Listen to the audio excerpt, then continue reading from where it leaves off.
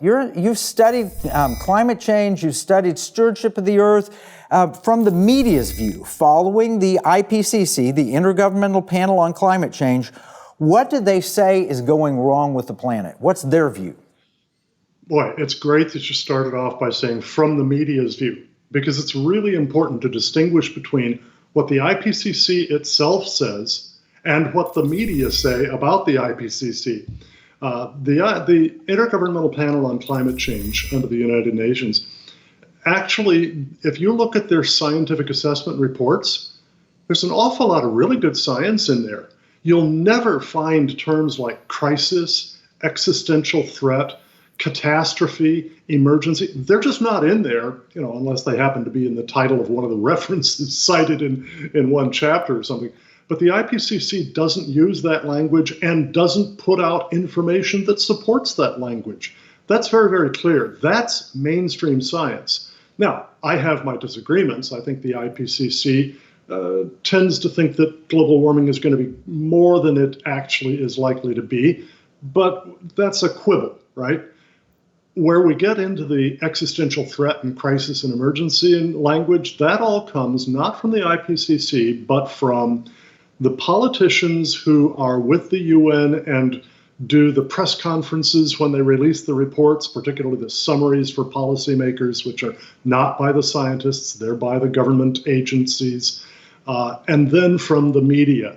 They're the ones who tell us, for instance, the way UN Secretary of General Guterres put it, this is code red for humanity. You won't find that anywhere in the reports. But what the media are telling us is that we are facing devastation of the planet. We're facing something that actually has some people afraid that human beings are going to go extinct by the middle of this century. Or as AOC once put it, we only have 12 years to solve this problem or we're all dead. I mean, this is craziness. There is no scientific basis for statements like that. And unfortunately, too many politicians get their so-called science not from the scientific reports, but at best from the summaries for policymakers, more likely just from journalists' total misrepresentation of this stuff. Well, we've got young people like Greta just running around the world and saying, you've doomed our future. We're all going to die. And if you're guilty, you're a murderer, and pointing things out like that, right? Young people are terrified of global warming. Yeah, they sure are. And it's really sad because it is probably the least of all significant threats to us. Poverty is a far greater threat to human health and longevity than anything related to climate. If you have income comparable to, say, the bottom 10th of Americans, you can thrive in any climate from the Arctic Circle to the Sahara Desert to the Brazilian rainforest.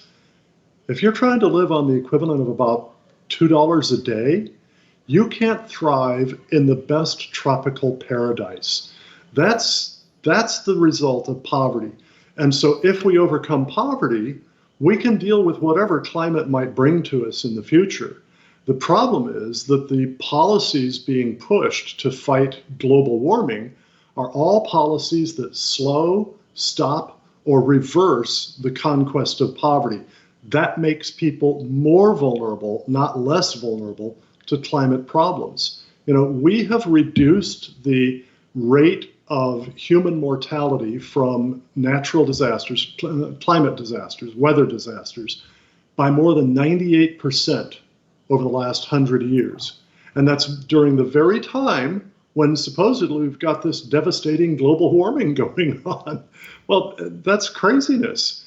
We see that wealth enables people to protect themselves. Our concern should be far more about generating that wealth, lifting the other roughly 5.5 billion human beings who have not yet come out of poverty out of it so that they can join the rest of us.